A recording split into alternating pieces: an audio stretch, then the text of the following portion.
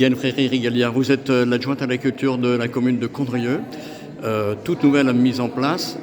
Pour vous, la peinture, quelle place elle a dans la dimension culturelle qui est très vaste? Eh bien, c'est un champ artistique voilà, comme un autre.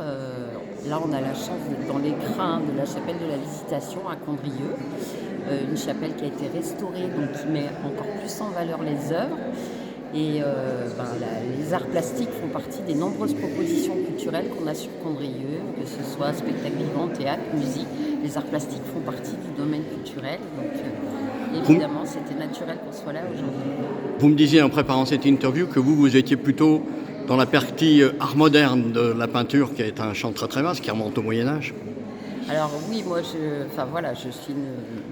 beaucoup les expositions, mais c'est vrai que j'ai une préférence pour les courants impressionnistes, expressionnistes, et puis effectivement aussi l'art contemporain, j'aime beaucoup. Alors, la culture, c'est quelque chose qui vous tient à cœur, ne serait-ce que professionnellement, parce que c'est un petit peu ce que vous cultivez. Théâtre, bibliothèque, livres. Oui, oui, tout à fait. J'ai un parcours, effectivement, où j'ai travaillé dans le champ culturel pendant de nombreuses années, sur plusieurs territoires. Le spectacle vivant. Et le spectacle vivant, oui. Et aussi les arts de la rue. J'ai travaillé aussi en partenariat avec des structures qui proposaient du spectacle dans l'espace public. Donc je suis assez tout terrain et la culture à Condrieu, il y a une richesse qui est historique et là depuis toujours. Il y a toujours une politique culturelle, donc ça me paraissait naturel aussi de m'engager pour continuer pour notre commune sur ce champ-là. Qu'est-ce qui vous oriente vers le livre, puisque c'est professionnellement là où vous allez vous diriger? Alors le livre, parce que j'ai toujours été une lectrice, une fervente lectrice, une mère enseignante, professeure de français, donc beaucoup de livres aussi dans ma maison natale. Et au tout début de mon expérience professionnelle, je me suis dit quel est le premier lieu de la culture, le premier lieu de proximité? C'est la bibliothèque. Dans chaque commune, depuis la Révolution, depuis qu'on a confié et récupéré les livres à la Révolution, c'était la bibliothèque, le premier lieu culturel de proximité. Donc les livres et les bibliothèques qui sont aussi le premier lieu aussi où tout habitant s'adresse pour aussi une exposition, pour aussi aller voir un spectacle, c'est la première porte d'entrée vers la culture. Et je trouve que dans chaque territoire, il y a toujours une bibliothèque, dans chaque commune. Donc le livre, c'est aussi un lien très très important.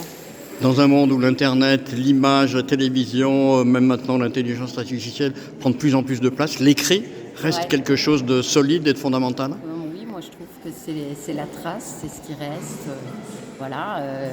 Les gens continuent à écrire dans des petits carnets, à écrire leurs mémoires, à laisser toujours une trace. Et donc je pense que c'est aussi important.